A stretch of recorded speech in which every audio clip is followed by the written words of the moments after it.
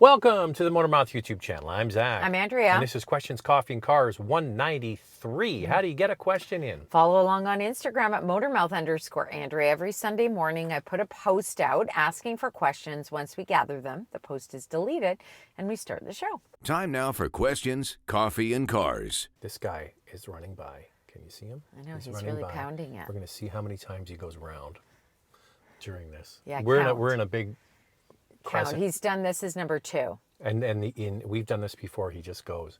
All right, here we go. Little sub note.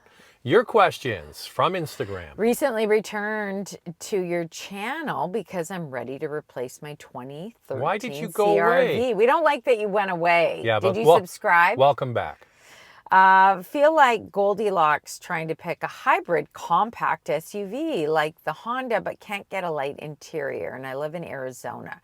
Reliability is a factor for me, leaning towards the Lexus NX 358, but near impossible to get. Somewhere I heard concerns of Hyundai Tucson's long-term reliability because of the turbo engine and that turbos run too hot for hybrid battery. Also, their hybrid system uses 1 electric motor versus 2. Yeah, but it drives great. That's the thing is, like, Fantastic. I would say for drivability, the Hyundai and Kias are really, really good. And that system is done to give a conventional drive. It drives like a conventional SUV. Very good. And if you go on forums, I just wanted to double check something there. If you go on forums, people who own it, yes, there are some who've had issues, but majority of them of the 2022 plus model have had no issues. They love the vehicle. They love the hybrid because it's so quiet and it really is refined for a non-luxury brand. And I'll also throw in that my mom bought the first model year of the Tucson plug-in hybrid. I think it was the first one in the country, to be Yeah. honest with you. And she's had no issues, and she says best purchase ever. Doesn't drive a lot, though, and No. doesn't have Arizona heat in the summer. No. Excuse me. You can kind of split the difference. You could go for CX-50 from Mazda. Sorry. Got to Americanize it. From Mazda, which does have the light tan baseball mitt kind of color interior, which is using the Toyota RAV4 hybrid. So that's, you're not going to get any better than that. No. It's not a classic SUV shape. It's more of a wagon. But that one you can get with a light interior. I'm surprised RAV4 wasn't on the list. I don't know, but maybe is it... He was looking at an NX, which we understand is a great product. Well, RAV4, though, I don't know. I think you have to buy the top trim, don't you? I'm not sure about the US to get the lighter interior. But the thing is, if you're shopping for an NX, you're at that budget. So you could wait until the new RAV4 comes out, which is going to be in the end of the year, beginning of next year. I don't know what light interiors they have, though. Okay, here's number 2. Number 3. Oh, that's number 2 on camera. On camera, but he actually did 1 loop around, so he's number 3, and he's pretty quick. All right, and okay, so those are options. I wouldn't discount the Korean cousins, though. I think that they actually are probably my favorite to drive. For sure. And the CX-50 hybrid, although I like it, it does get louder when you're accelerating, typical of the Toyota hybrid system, because it has the Toyota hybrid system, or the whole Toyota powertrain, in fact, on that model. So, I don't know, refinement and quietness, and I understand the NX 350h is difficult to get. It is a good one. Oh, what's the Lincoln that you can get that's a hybrid now? The Nautilus. The Nautilus. It was actually quite good. If you're up at Lexus NX money, Yeah. you might be able to get a sweet deal on a Lincoln. I get the Lincolns mixed up the same way I get the Buicks mixed up. I know you do. Aviator, Nautilus.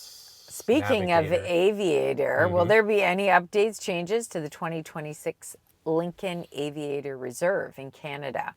Well, they just updated the Aviator. So no, they might add a few things, but there's no substantial changes with the Aviator. Looking at Murano, an Outlander plug-in hybrid. However, Mitsubishi dealer is 100 miles away and Nissan is on the rocks. Worried about service. Thoughts? I heard Murano is getting canceled. We heard there's a stop of production. because of the tariffs, not canceled. Okay, but so stop there's production. okay, I should have checked before. There is definitely, they're not making Muranos, Pathfinders, and one other for the Canadian market. So Nissan is just not even bothering Can't remember what to the bring. There third was a third one. Oh, Frontier. So they're not bringing them into Canada because they don't want to pay the tariff. No. So Same as the CX-50 hybrid. Same as the CX-50, but obviously available in the United States. The Murano was very good. I liked it. I thought it was excellent. We were talking about this on our trip last week with some other journalists, and they agree. So I don't know. Here's the thing. I wouldn't worry about the Murano. You say Nissan is on the rocks. The Nissan isn't going to go away. Maybe they may need some help or another brand's going to buy them out. There's rumors that maybe Toyota might buy them out. That's the newest one online. Whether that's true or not, who knows? You know what? It could be great for Toyota because Nissan has overcapacity with production. That's what they were saying. With factories, and Toyota doesn't have enough. Nope. And they could maybe switch some of their production into the Nissan facilities and then total world domination. World domination. But that would be, I think that actually could really work. I don't know what it looks like in other world markets, because you got to remember these are global brands and they have to figure that out. But as for 100 miles away from the Mitsubishi dealership, I would not do it. 100 miles is a lot. If you have a problem, then that's a problem for you. Okay, don't start the next question, because here he comes. Here he comes. He's number 4. Number 4. He's a machine. Look at this guy go. There he goes, number 4. I think he kind of gave us a nod the last time. The first time he came around. First time, yeah. What compact SUV would you get in 2025? The Subaru Crosstrek Limited or the Hyundai Kona SEL? I'm inclined towards the Subaru for reliability, but the Kona looks really good. And I haven't heard good things about the Subaru infotainment screen. Okay, I've also looked at the Mazda CX-30, but that car makes me feel claustrophobic. It is. These are subcompacts, by the way. Just the terminology is kind of wackadoodle. The Crosstrek, in our opinion, is the best subcompact crossover. It is. And the screen isn't that bad. You know, and I don't know, they made the Hyundai Kona bigger. It's not really my favorite, just, but Andrea, just personally. they made it bigger, but they made it look like, I don't know, I just don't like the look of the thing. I know, it's just not, it's not for that's me. personal. But if you like the Kona, one thing about Hyundai and Kia is they offer a lot of value. Like, they really load up their trims. But we're wrong on the looks. It's selling better than it ever has. It's selling better because it's bigger. People like it. And I see them on the road in Vancouver. Speaking of a Crosstrek, look at that lovely blue wilderness one there, Zach. I would get a Crosstrek. Same. And if you're not in a rush, and if hopefully you're not in a rush, your car isn't dead or whatever, the Subaru Crosstrek is going to be available with the same hybrid system as the Forester. And we thought that was really well done. It drove really well. Exact same output in a smaller car. It's going to be better to drive. It's going to make the Crosstrek zippy.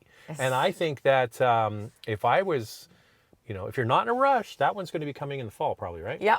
And we're hoping there's going to be a drive event for that, because we'd love to get into it first, Subaru. Well, we're going to be in their company in the next few days, so we'll grill them. And that's a combined 194 horsepower for that Crosstrek. And of course, it's a hybrid, so you've got that electrification. It makes such a big difference. I got to say, I wasn't sure about the Forester hybrid because of the output, and it's very good. Okay, I'm going to throw one at you, Andrea. Yeah. As much as our top choice is Crosstrek for the subcompact, because we think it does a lot of things really, really well. Yeah. Personally, would not be the one I would buy. I understand why I've chosen that, because I think it just ticks so many boxes for so many different people. Personally, for me, I would get the Volkswagen Taos. It's got a 1.5 liter turbo engine on every trim.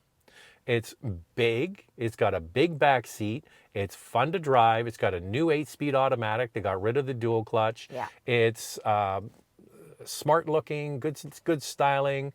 I know you're going to say, but it's a Volkswagen. I don't care. That's not how I buy cars. I buy cars because I like them. I like the Taos. This person did mention reliability. Okay, then get the Crosstrek. So maybe the Crosstrek's better for you. But Yes, we really like the Taos a lot. Read the question quickly. See if you can get the question in before he comes around again. Any thoughts on the 2026 Audi Q3? From the side, it looks awful, a lot like the new Tiguan, especially with that cut line at the top of the C-pillar.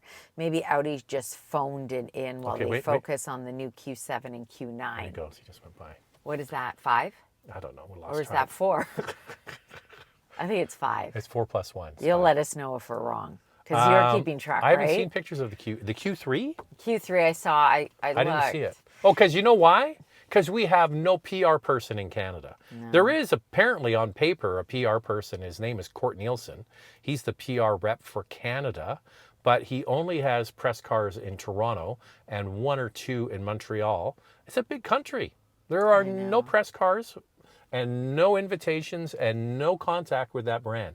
Not even an email saying, oh, by the way, here were the first images of the Q3. Nothing, zero. How this man still has a job, I have no idea. Yeah, it's kind of a shame. Anyway, I looked at it. I think it actually looks pretty good. I get that you don't like the angle on the side, but I like it. I think the light bar in the back looks good. The screens in the interior look pretty good.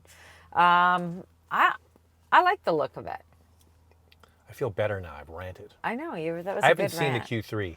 Maybe I should email him and say, "Hey, are you going to ever send out a press release?" No, he told us at the airport to buy one. Yeah, to buy a vehicle. So we were at the airport and we ran it. into Court Nielsen. He didn't even introduce himself and say hello. And then we said, "Oh, how can we drive the new Q5?" And he said, "Buy one."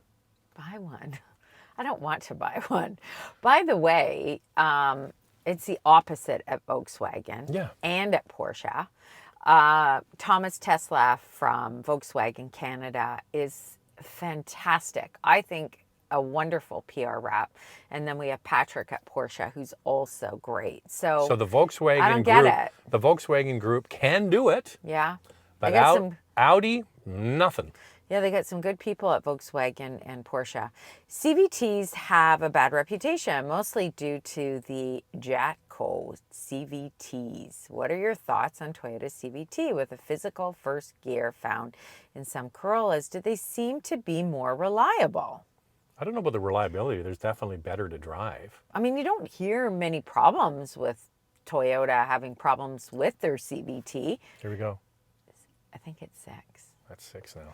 Anyway. And it's hot today. And it's hot. So, no, I think that Toyota CVT and eCVT both are quite reliable. Unfortunately, Nissan had so many issues with their CVT. It's really given the CVT a bad name. Now, some hate a CVT, and that's fine. There are vehicles that offer an automatic transmission, but they are more fuel efficient. So this was a joint venture by the 3 main players were Mitsubishi, Nissan, and Chrysler at the time. And they developed the transmission and they were shared and used in many different products. But we really heard the most trouble from Nissan. But things evolve and change. Whenever we drive one now, they drive really well. You have no idea. Yep. I mean, you know it's a CVT, but they're way, way better. Long term is a wait and see. And here, we talked about this in our last questions, Coffee and Cars. If you don't like a CVT, don't buy one. Buy a vehicle without a CVT.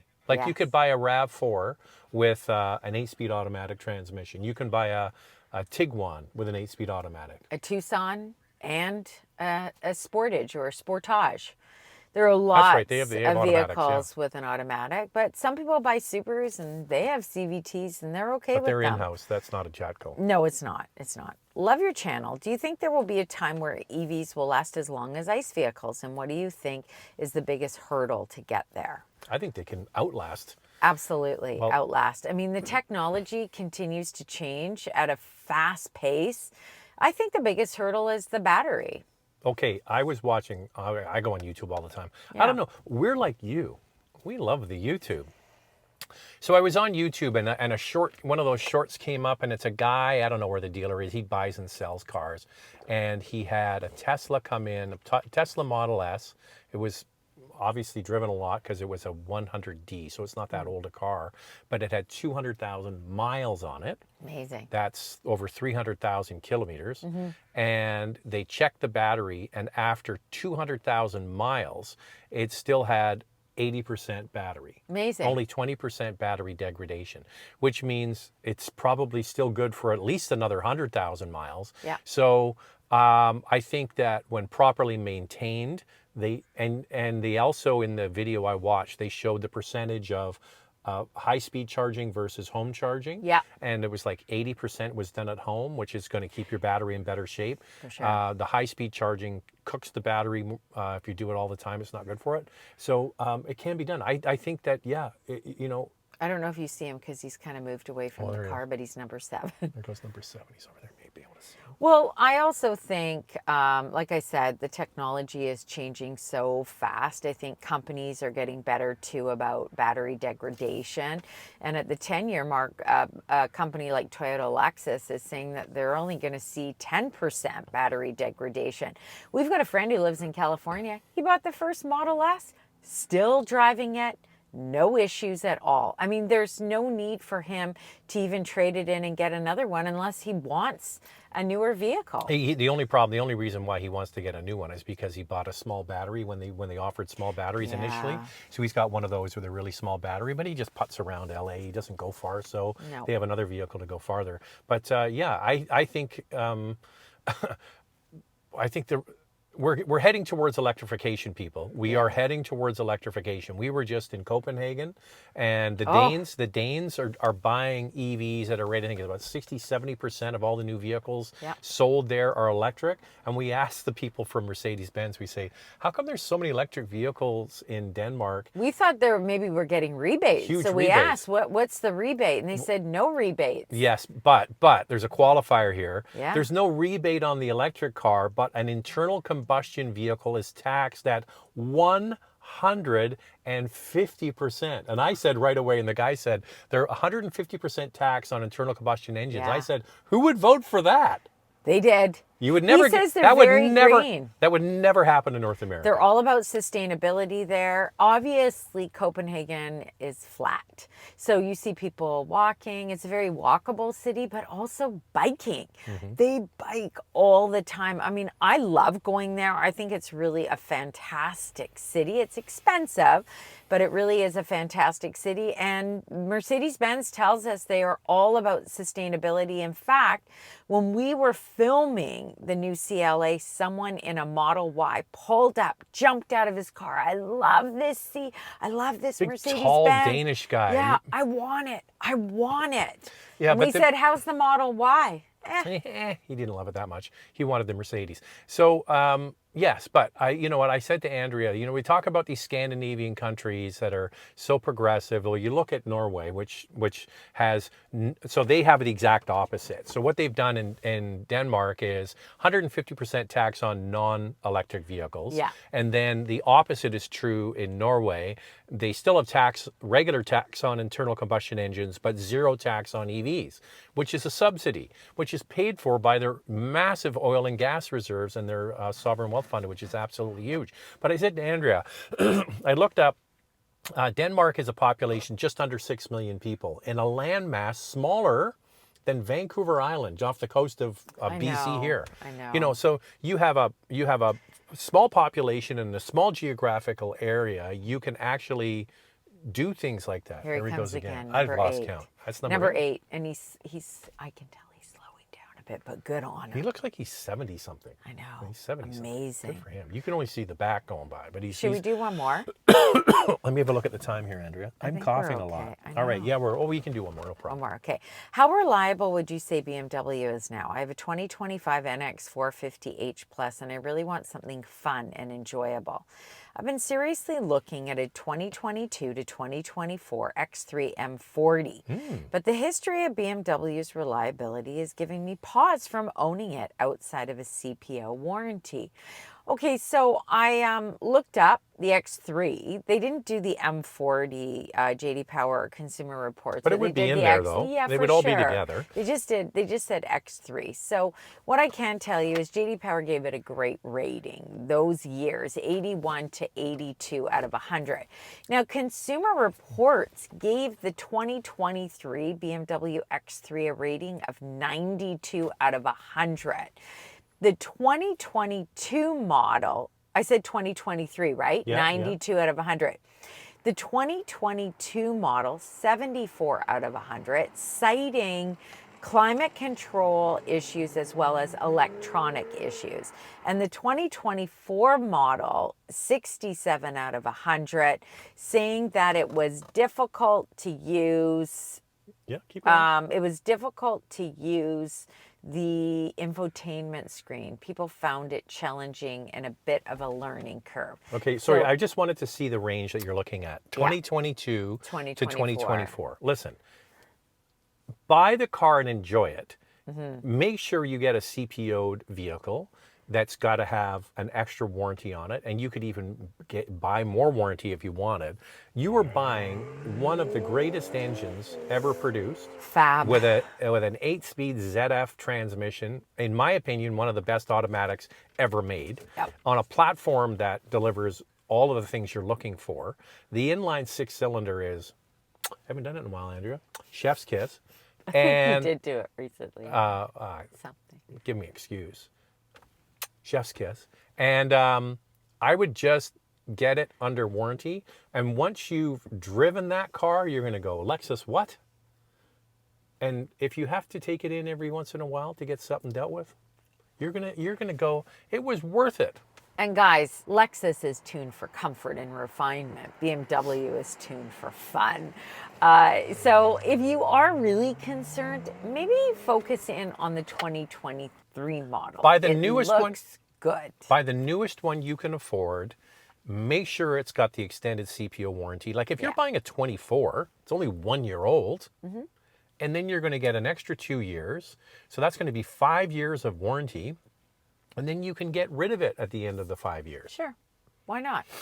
But you're going to love night it. and day though, hey, between a plug-in hybrid Lexus, Which is very good. which is great. But it's just a different animal. Yeah. I think you're going to love the inline 6.